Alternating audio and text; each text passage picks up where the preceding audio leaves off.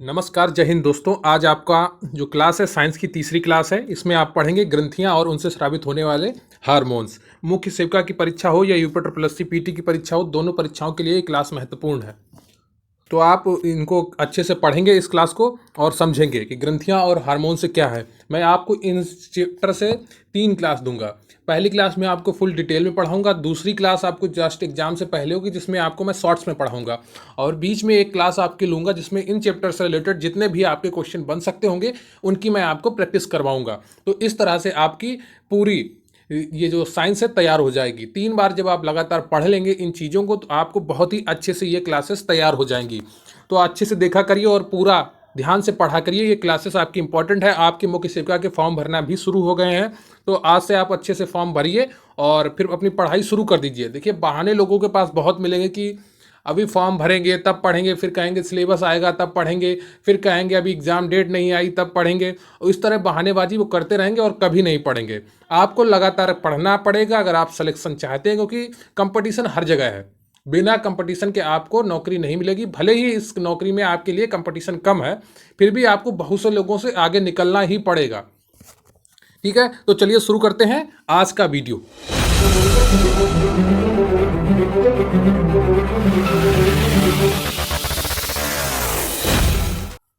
लेकिन उससे पहले मैं आपसे रिक्वेस्ट करूंगा कि आप वीडियो को लाइक कर लें, चैनल पर नए हैं तो चैनल को सब्सक्राइब कर लें। आपके कमेंट बहुत ही महत्वपूर्ण होते हैं, तो प्लीज़ बताया करिए कि आपको वीडियो कैसा लगा, क्या आपने अंत तक देखा।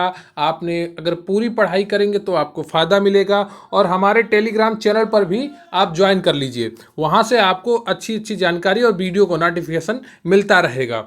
ठीक है, और वीडियो अंत तक देखें, कृपया वीडियो अंत तक देखा करें ताकि आपकी पढ़ाई पूरी हो सके। मैं आपसे हमेशा रिक्वेस्ट करता हूं कि आप वीडियो अंत तक देखें।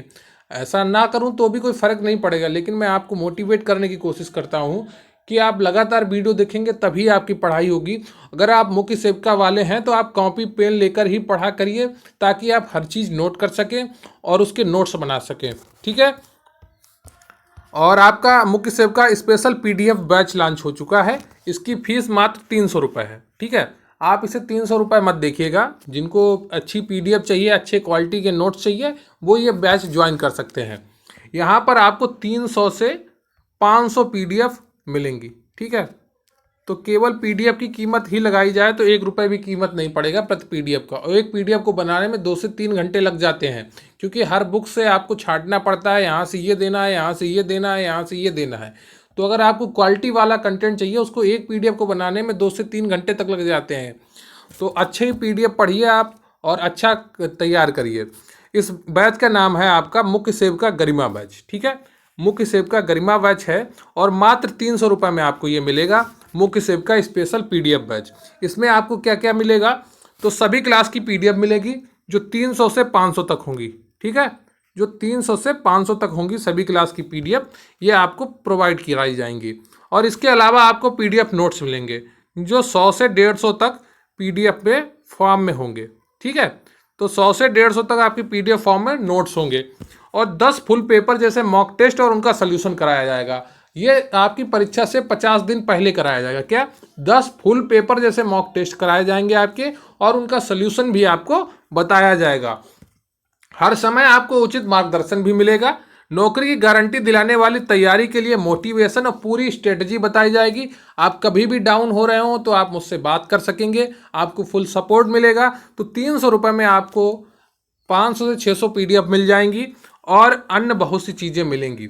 आपकी कुछ स्पेशल क्लासेस भी लगाई जाएंगी जो एग्ज़ाम से पहले होंगी, जिससे आपकी तैयारी पूरी हो सके। ठीक है, तो आप इस बैच को ज्वाइन करने के लिए टेलीग्राम पर QRC हेल्प सर्च करेंगे, QRC हेल्प। ठीक है, QRC हेल्प बगैर स्पेस दिए। ठीक है, ये तीनों चीज़ें, ये आप QRC और हेल्प सर्च करेंगे तो आपको मिल जाएगा।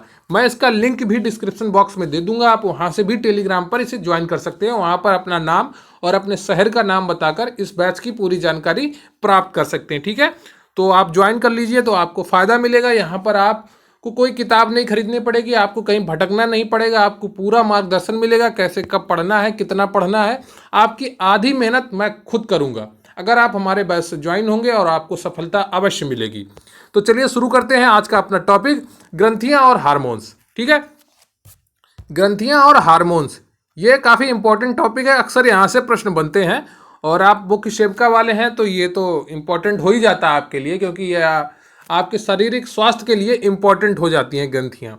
विटामिन, ग्रंथियाँ, हार्मोन्स ये सब आप मुख्य सेविका वालों के लिए काफ़ी इंपॉर्टेंट है।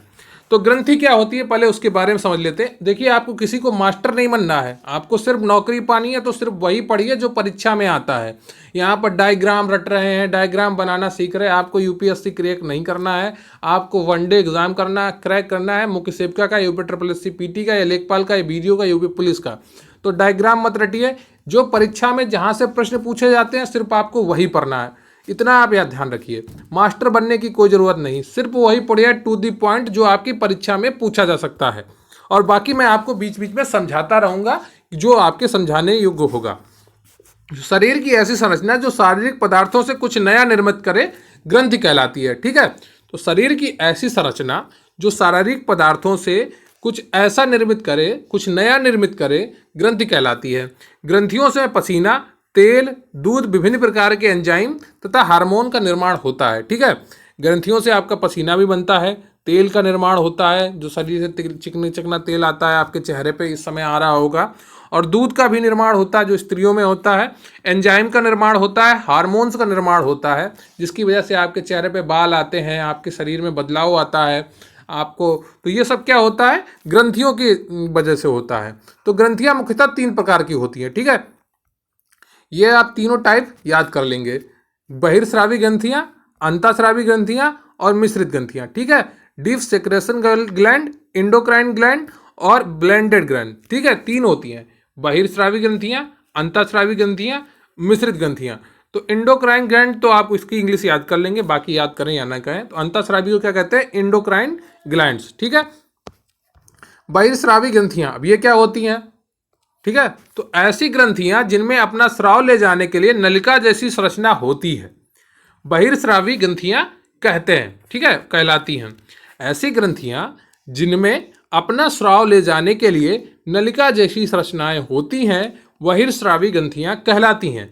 यह अपना स्राव किसी निश्चित स्थान पर अथवा निश्चित अंग पर ले जाते हैं, इसलिए इन्हें नलिका युक्त ग्रंथियां भी कहते हैं। ठीक है, जो बाहर की तरफ अपना स्राव करती हैं, अपना प्रोडक्ट बाहर की तरफ छोड़ती हैं, उन्हें क्या कहते हैं, बहिर्स्रावी ग्रंथियां कहते हैं। ठीक है, तो ऐसी ग्रंथियां जिनमें अपना स्राव ले जाने के लिए नलिका जैसी संरचनाएं होती हैं, बहिर्स्रावी ग्रंथियां कहलाती हैं। यह अपना स्राव किसी निश्चित स्थान पर अथवा निश्चित अंग पर ले जाते हैं, इसलिए इन्हें नलिका युक्त ग्रंथियां भी कहते हैं। उदाहरण स्वरूप स्वेद ग्रंथियां, जो आपकी परसेनी वाली ग्रंथियां होती हैं, का स्राव त्वचा के ऊपर छोड़ देती हैं। ठीक है, दुग्ध ग्रंथियां अपना स्राव स्तनों तक ले जाती हैं, इनका प्रभाव स्थान विशेष पर ही पड़ता है। ठीक है, तो ये बहिर्स्रावी ग्रंथियों के उदाहरण हैं जो आपके शरीर में होते हैं। ठीक है, क्लियर है आपको। अब पढ़ लेते हैं अंतःस्रावी ग्रंथियों के बारे में। तो वे ग्रंथियां जिनमें अपना स्राव ले जाने के लिए नलिका जैसी संरचना नहीं होती है, अंतःस्रावी ग्रंथियां कहलाती हैं। ठीक है, वे ग्रंथियां जिनमें अपना स्राव ले जाने के लिए नलिका जैसी संरचना नहीं होती है, अंतःस्रावी ग्रंथियां कहलाती हैं। यह अपना स्राव सीधे रुधिर में छोड़ देती हैं। तो कई बार आपसे प्रश्न भी पूछा जाता है परीक्षा में, किन ग्रंथियों के पास नलिका जैसी सुविधा नहीं होती है, तो अंतःस्रावी ग्रंथियों के पास नलिका जैसी सुविधा नहीं होती है। यह अपना स्राव सीधे रुधिर में छोड़ देती हैं। कहाँ छोड़ देती हैं, रुधिर में, रक्त में, खून में, ब्लड में। इसलिए इनका प्रभाव संपूर्ण शरीर पर पड़ता है। ये अपना स्राव रक्त में छोड़ देती हैं, इसलिए इनका प्रभाव संपूर्ण शरीर पर पड़ता है। लेकिन जो बहिर्स्रावी ग्रंथियां होती हैं आपकी, वो एक विशेष अंग पर प्रभाव छोड़ती हैं, जैसे दूध के लिए, पसीने के लिए, और आपका जो टॉयलेट जाते हैं वो सब क्या है, आंसू निकलते हैं, ये बहिर्स्रावी ग्रंथियों के अंतर्गत आते हैं। ठीक है, तो इनसे निकलने वाले स्राव हार्मोन्स कहलाते हैं। तो अंतःस्रावी ग्रंथियों से जो स्राव निकलता है, जो प्रोडक्ट निकलता है, उसको क्या कहते हैं, हार्मोन्स कहते हैं। इन ग्रंथियों को नलिका विहीन ग्रंथि भी कहते हैं। ठीक है, इन ग्रंथियों को क्या कहते हैं, नलिका विहीन ग्रंथि भी कहते हैं। तो मिश्रित ग्रंथियां क्या होती हैं, उनके बारे में पढ़ लेते हैं। आपने बहिर्ग्रंथि को समझा, अंतःस्रावी ग्रंथि को समझा, आप मिश्रित ग्रंथि को समझते हैं। यह हमारे शरीर में एक होती है, पेनक्रियाज यानी कि अग्नाशय ग्रंथि। ठीक है, ये एक होती है। पेनक्रियाज या अग्नाशय ये मिश्रित ग्रंथि होती है। इसमें क्या होता है, बहिर्स्राव भी होता है और अंतःस्राव भी होता है। ठीक है, इससे हार्मोन भी निकलते हैं और आपका प्रोडक्ट भी निकलता है बाहर की तरफ, नलिका भी होती है। यह ग्रंथि अंतःस्रावी तथा बहिर्स्रावी दोनों ही कार्य करती है, इसलिए मिश्रित ग्रंथि कहलाती है। ठीक है, तो मिश्रित ग्रंथि केवल एक ही है, कौन सी है, पेनक्रियाज या अग्नाशय ग्रंथि। ठीक है, पेनक्रियाज या अग्नाशय ग्रंथि, अंग्रेजी में पेनक्रियाज कहते हैं इसको और हिंदी में अग्नाशय ग्रंथि कहते हैं। थॉमस एडिसन को अंतःस्रावी विज्ञान का जनक कहा जाता है। ठीक है, तो जो थॉमस एडिसन है उनको अंतःस्रावी विज्ञान का जनक कहा जाता है। अंतःस्रावी तंत्र को अध्ययन को एंड्रोक्राइनोलॉजी कहते हैं। ठीक है, अंतःस्रावी तंत्र के अध्ययन को एंड्रोक्राइनोलॉजी कहते हैं। मानव शरीर की मुख्य अंतःस्रावी ग्रंथि एवं उनसे स्रावित हार्मोन्स एवं उनके प्रभाव निम्न है। ठीक है, तो एक ग्रंथि है आपकी हाइपोथैलेमस, दूसरी है पीयूष ग्रंथि, थायराइड ग्रंथि, पैराथायराइड ग्रंथि। तो एक बार आप इनके नाम नोट कर लेंगे और अच्छे से याद कर लेंगे। ठीक है, एक बार जब ध्यान से आप पढ़ लेंगे 2 बार तो आपको समझ में आ जाए ग्रंथियाँ कितनी हैं, क्या नाम है उनके, कहाँ पर होती हैं। तो मोटी मोटी जानकारी आपके पास होनी चाहिए, फिर आप प्रश्नों को करेंगे तो आपको बड़ी आसानी से यह सब्जेक्ट समझ में आएगा। देखिए, जीव विज्ञान थोड़ा कठिन टॉपिक है तो आपको समझने में हो सकता है दिक्कत हो पहली बार में, लेकिन आप 2-3 बार पढ़ेंगे तो आपको समझ में जरूर आएगा। लेकिन उसके लिए आपको वीडियो अंत तक देखना बहुत ज़रूरी है। बीच बीच में वीडियो छोड़ के भागेंगे तो आपको समस्या का सामना करना पड़ेगा और सफलता आपसे काफ़ी दूर चली जाएगी। तो पहली है हाइपोथैलेमस, पीयूष ग्रंथि, थायराइड ग्रंथि, पैराथायराइड ग्रंथि, थाइमस ग्रंथि, अग्नाशय ग्रंथि। ठीक है, अग्नाशय ग्रंथि मिश्रित ग्रंथि होती है। एड्रिनल या अधिवृक्क ग्रंथि, एड्रिनल या अधिवृक्क ग्रंथि, मादा में अंडाशय ग्रंथि। ठीक है, और नर में वृषण ग्रंथि। जो मादा या स्त्रियां होती हैं वो उसमें अंडाशय होता है, ओवरी कहते हैं जिसको इंग्लिश में, और नरों में या पुरुषों में क्या होता है, टेस्टिस, जिसे वृषण कहते हैं। ठीक है, अब पढ़ लेते हैं पीयूष ग्रंथि के बारे में। ये आपकी बहुत ही इंपॉर्टेंट ग्रंथि है, मैंने एमसीक्यू भी लास्ट में रखे हैं, वो भी आपको करने हैं। ठीक है, लेकिन उससे पहले मैं आपसे रिक्वेस्ट करूंगा, अगर आप चैनल पर नए हैं तो प्लीज़ चैनल को सब्सक्राइब कर लीजिए और वीडियो को लाइक कर लीजिए। ठीक है, और आपको अगर बैच से जुड़ना है तो उसका लिंक डिस्क्रिप्शन बॉक्स में आपको ऊपर ही मिल जाएगा, वहां पर क्लिक करके आप टेलीग्राम पर मैसेज करके जुड़ सकते हैं। ठीक है, तो चलिए अब शुरू करते हैं। आपको हर चीज़ क्लियर हो रही है ये भी कमेंट बॉक्स में जरूर बताइएगा। तो पीयूष ग्रंथि कहाँ पाई जाती है, मस्तिष्क में पाई जाती है। ये प्रश्न भी, इसका हर पॉइंट आपके लिए इंपॉर्टेंट है, यहाँ से कई प्रश्न बनते हैं। यह मटर के दाने के समान होती है। ठीक है, मटर के दाना कहो या चना का दाना कहो, ये बहुत छोटी सी होती है आपके मस्तिष्क में। यह शरीर की सबसे छोटी अंतःस्रावी ग्रंथि होती है। तो पीयूष ग्रंथि के बारे में आपने क्या क्या सुना, और इसे मास्टर ग्रंथि भी कहते हैं। तो ये 4 पॉइंट तो आपको याद ही रखने हैं। ठीक है, अक्सर पूछ लिया जाता है कि मास्टर ग्रंथि किस ग्रंथि को कहते हैं, मटर के दाने के बराबर कौन सी ग्रंथि होती है। तो पीयूष ग्रंथि मस्तिष्क में पाई जाती है। यह मटर के दाने के समान होती है। यह शरीर की सबसे छोटी अंतःस्रावी ग्रंथि है। इसे मास्टर ग्रंथि भी कहते हैं। ठीक है, इसके द्वारा क्या होता है, तो इसके द्वारा ऑक्सीटोसिन, एडीएच, वेसोप्रेसिन हार्मोन और प्लेक्टिन हार्मोन, वृद्धि हार्मोन स्रावित होता है। तो आपको इसमें 2 हार्मोन जरूर याद रखने हैं। ठीक है, कौन सा, ऑक्सीटोसिन और वृद्धि हार्मोन। ठीक है, इन्हें संयुक्त रूप से पिट्यूटेराइन हार्मोन कहते हैं। ठीक है, क्या कहते हैं, पिट्यूटेराइन हार्मोन कहते हैं। ये आप याद रखें या ना रखें, लेकिन पीयूष ग्रंथि से आपको स्रावित होने वाले 2 हार्मोन याद रखने हैं। एक तो ऑक्सीटोसिन, ठीक है, और दूसरा वृद्धि हार्मोन। ठीक है, ये कहाँ से स्रावित होते हैं, पीयूष ग्रंथि से स्रावित होते हैं। मास्टर ग्रंथि किसको कहते हैं, पीयूष ग्रंथि को कहते हैं। मटर के दाने के बराबर कौन सी ग्रंथि होती है, तो पीयूष ग्रंथि होती है। तो ऑक्सीटोसिन हार्मोन के बारे में पढ़ लेते हैं। ठीक है, यह हार्मोन मनुष्य में दूध का निष्कासन व प्रसव पीड़ा के लिए उत्तरदायी होता है। ठीक है, तो यह हार्मोन जो मनुष्य में, स्त्रियों में दूध का निष्कासन होता है वो इसी हार्मोन के कारण होता है, और प्रसव पीड़ा के लिए भी यह उत्तरदायी होता है। ठीक है, इसे लव हार्मोन भी कहते हैं। यह शिशु जन्म के बाद गर्भाशय को सामान्य दशा में लाता है। ठीक है, इसे लव हार्मोन भी कहते हैं या हैप्पी हार्मोन भी कहते हैं। यह हार्मोन मनुष्य में दूध का निष्कासन व प्रसव पीड़ा के लिए उत्तरदायी होता है। इसे लव हार्मोन भी कहते हैं। यह शिशु जन्म के बाद गर्भाशय को सामान्य दशा में लाता है। ठीक है, अब एडीएच हार्मोन क्या है, या इसको वैसोप्रेसिन हार्मोन भी कहते हैं। यह हार्मोन वक्र नलिकाओं में जल के पुनरावोषण को बढ़ाता है। यह मूत्र का संधारण करता है। इसकी कमी से बार बार पेशाब आती है। ठीक है, अगर इसकी कमी हो जाएगी आपके शरीर में तो बार बार आपको पेशाब जाना पड़ेगा। तो आपसे कई बार ये प्रश्न भी पूछ सकता है कि बार बार पेशाब जाने का के कारण किस हार्मोन के कारण होता है, तो हो सकता है तो ये एडीएच हार्मोन या वैसोप्रेसिन हार्मोन। अब पढ़ लेते हैं अगला, वृद्धि हार्मोन। ये सभी हार्मोन आपके पीयूष ग्रंथि से स्रावित होते हैं। तो सोमेटाट्रोपिन, जो अंतःस्रावी ग्रंथियां होती हैं उनसे हार्मोन स्रावित होते हैं, ठीक है। इसकी कमी से व्यक्ति बौना या अधिकता से महाकाय हो जाता है या भीमकाय हो जाता है, आप जो भी कहें। तो जो वृद्धि हार्मोन है, इसकी कमी से व्यक्ति या तो बौना रह जाएगा और अधिकता हो गई तो वो महाकाय हो जाएगा, बहुत बड़ा हो जाएगा।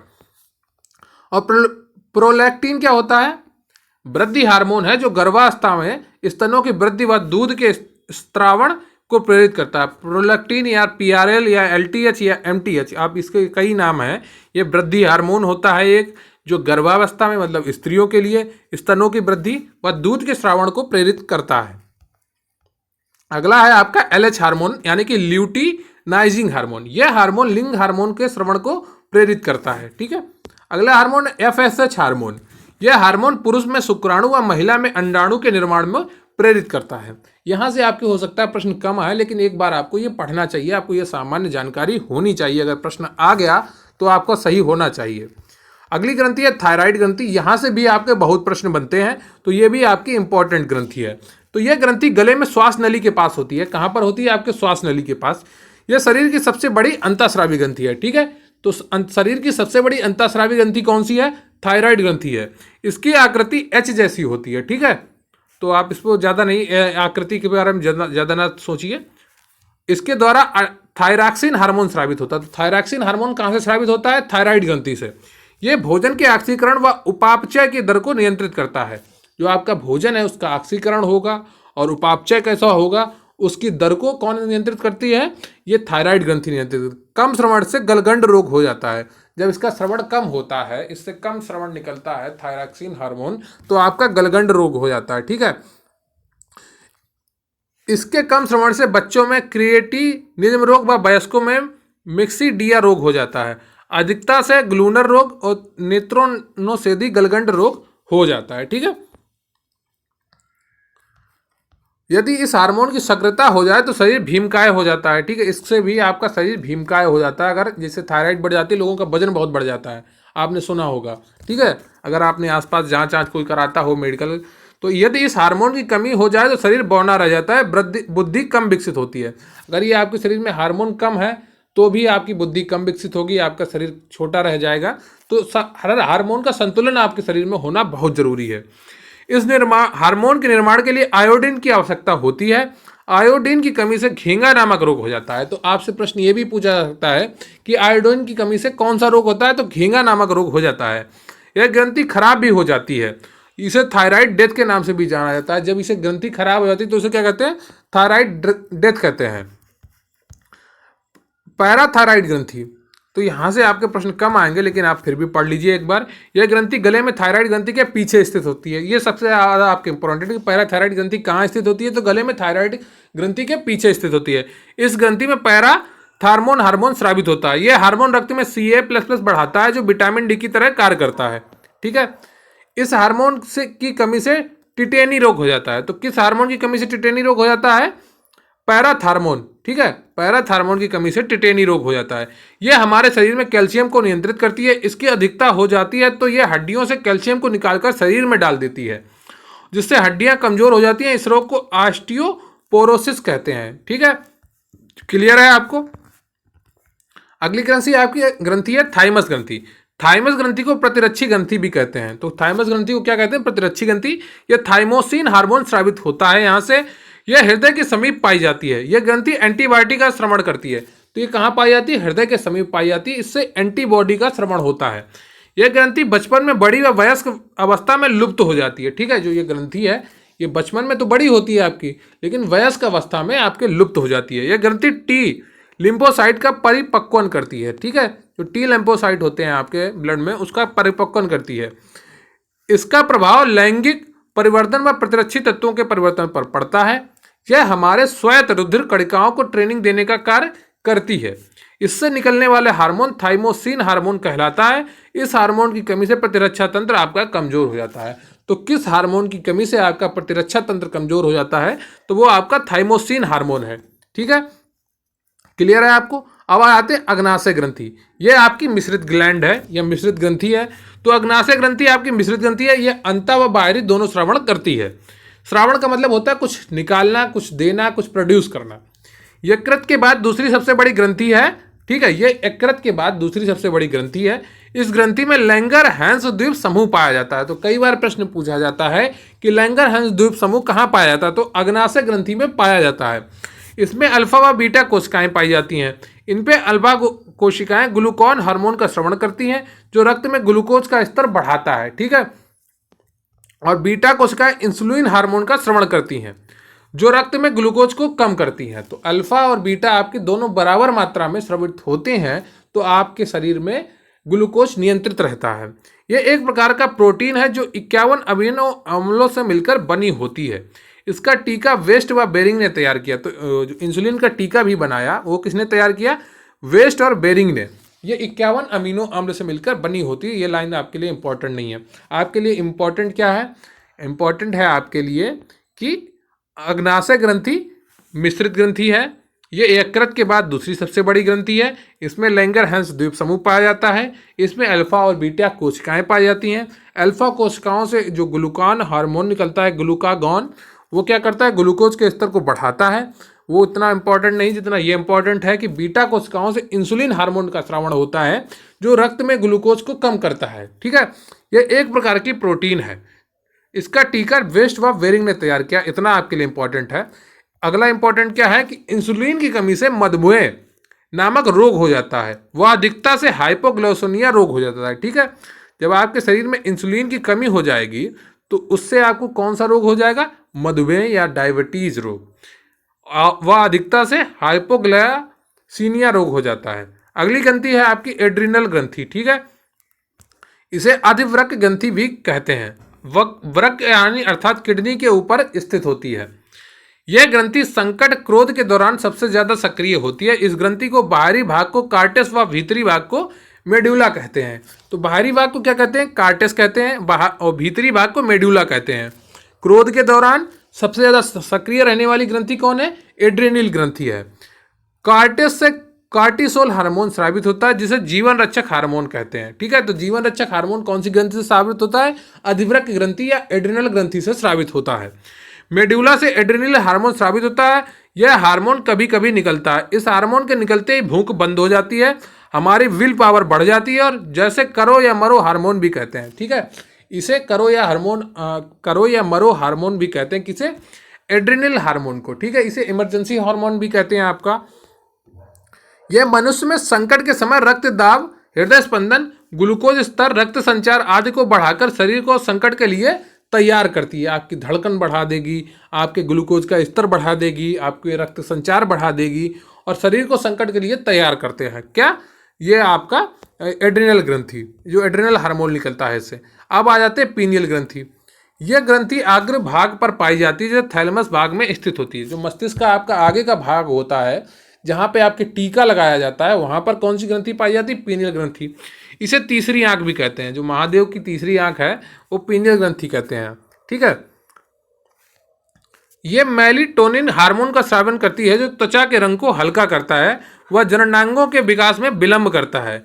इसे जैविक घड़ी भी कहते हैं। किसे जैविक घड़ी कहते हैं, आपका पीनियल ग्रंथि को कहते हैं, ठीक है। तो ये तीसरी आंख और जैविक घड़ी और मस्तिष्क के अग्रभाग में स्थित होती है, तो उसको क्या है, पीनियल ग्रंथि। ये इंपॉर्टेंट चीज़ें हैं, आपको अच्छे से याद रखनी है। अब पढ़ लेते हैं जनन ग्रंथियों के बारे में, बस हम लोग लास्ट में आ गए हैं। तो पुरुष में वृषण होता है, जिससे टेस्टोस्टेरोन निकलता है, जिसे टेस्टिस कहते हैं इंग्लिश में। मादा में ओवरी यानी कि अंडाशय होता है, यहाँ से एस्ट्रोजन और प्रोजेस्टेरोन हार्मोन का स्रवण होता है, ठीक है। जनद, ये भी अंतःस्रावी ग्रंथियां हैं। यहाँ पे जनन होना चाहिए, ठीक है, मैं देख कर कंफर्म करता हूँ आपको। यह भी अंतःस्रावी ग्रंथियां हैं, जो हमारे द्वितीयक लैंगिक लक्षणों को उत्पन्न करती हैं। पुरुषों में जैसे आवाज का भारी होना, दाढ़ी मूछ का आना, महिलाओं में आवाज का पतला होना और दाढ़ी मूछ का नहीं आना, ठीक है। ये क्या तय करता है, जो जनन ग्रंथियां होती हैं इनसे तय हो जाता है, ठीक है। तो अंतःस्रावी ग्रंथियां होती हैं, ये भी जनद, वृषण। तो ये पुरुषों की अंतःस्रावी ग्रंथियां होती हैं, जो उनमें द्वितीयक लैंगिक लक्षण के लिए उत्तरदायी होती हैं। ठीक है, जो जनन ग्रंथियां हैं उसमें वृषण पुरुषों में होता है, जिसे टेस्टिस कहते हैं इंग्लिश में। ये अंतःस्रावी ग्रंथि होती है जो उनमें द्वितीयक लैंगिक लक्षण जो के लिए उत्तरदायित्व होते हैं। इसमें से निकलने वाला हार्मोन टेस्टोस्टेरोन होता है। टेस्टोस्टेरोन पुरुषों में ज़्यादा मात्रा में पाया जाता है और महिलाओं में बहुत कम मात्रा में पाया जाता है। ठीक है, तो टेस्टोस्टेरोन कहलाता है। यह हार्मोन पुरुषों में दाढ़ी मूंछ का आना, आवाज का भारी होना आदि के लिए उत्तरदायी होता है। ठीक है, तो जो पुरुषों में दाढ़ी मूंछें आती हैं और आवाज भारी होती है, उसके लिए उत्तरदायी कौन सा हार्मोन होता है? टेस्टोस्टेरोन हार्मोन होता है। साथ ही वृषण में स्पर्मेटोजेनेसिस अर्थात शुक्राणु का निर्माण की प्रक्रिया प्रारंभ करती है। ठीक है, तो जो शुक्राणु निर्माण होता है वो इसी से होता है, इसी ग्रंथि से, वृषण ग्रंथि से। अब आ जाते हैं अंडाशय यानी कि ओवरी। ये दो गुलाबी संरचनाएं होती हैं जो शरीर के अंदर स्थित होती हैं, महिलाओं में होती हैं सिर्फ। ठीक है, तो दो गुलाबी संरचनाएं होती हैं जो शरीर के अंदर स्थित होती हैं। इसमें दो हार्मोन एस्ट्रोजन और प्रोजेस्टेरोन निकलते हैं जो मादा में द्वितीयक लक्षण के लिए आवश्यक हैं, जो मादा में माने कि यह स्त्रियों में। फिर आते हैं पैनक्रियाज ग्रंथि पर। यह एक मिश्रित ग्रंथि होती है जिसकी लैंगर हैंस द्वीप कोशिकाओं में स्थित अल्फा और बीटा कोशिकाएं क्रम में ग्लूकन व इंसुलिन का हार्मोन का स्रावण करता है। ये तो आपका वही अग्नाशय के बारे में लिखा है, ये आप पढ़ ही चुके हैं। ठीक है, तो इसको आपको पढ़ने की जरूरत नहीं है, आप ऊपर पढ़ चुके हैं। अब पढ़ लेते हैं आप हाइपोथैलेमस के बारे में। यह ग्रंथि थैलेमस के नीचे मस्तिष्क में स्थित होती है। यह ग्रंथि हमारी मास्टर ग्रंथि अर्थात पीयूष ग्रंथि पर कंट्रोल करती है, इसलिए इसे सुपर मास्टर ग्रंथि भी कहते हैं। ठीक है, ये पीयूष ग्रंथि पर भी कंट्रोल करती है। हाइपोथैलेमस जो होती है यह मस्तिष्क के नीचे मस्तिष्क में स्थित है। ग्रंथि थैलेमस के नीचे मस्तिष्क में स्थित होती है। ये ग्रंथि हमारे मास्टर ग्रंथि अर्थात पीयूष ग्रंथि पर कंट्रोल करती है, तो इसे सुपर मास्टर ग्रंथि कहते हैं। पीयूष ग्रंथि को क्या कहते हैं? मास्टर ग्रंथि कहते हैं। पादों में हार्मोन्स भी पाए जाते हैं, उसके बारे में आपको पढ़ना नहीं है, लेकिन मैं आपको थोड़ी बहुत जानकारी दे देता हूं। तो पौधों में किसी भी प्रकार का अंतःस्रावी तंत्र नहीं पाया जाता है, उसके बावजूद भी पौधों में हार्मोन्स बनते हैं जिन्हें पादप हार्मोन कहा जाता है। सभी प्रकार के पादप हार्मोन्स या तो पौधों की वृद्धि को प्रेरित करते हैं या पौधों में प्रीति को संदमित करते हैं। उदाहरण जेबेरेलिन। इसको आपको ज़्यादा नहीं पढ़ना है, बस आपको जानकारी दी कि पौधों में हार्मोन भी पाए जाते हैं। ठीक है, मनुष्यों की तरह। अब इंपॉर्टेंट फैक्ट देख लेते हैं आपका अंतःस्रावी ग्रंथियों के बारे में। हार्मोन नाम बेलिस व स्टार्लिंग ने दिया। तो जो हार्मोन नाम है वो किसने दिया? बेलिस और स्टार्लिंग ने दिया।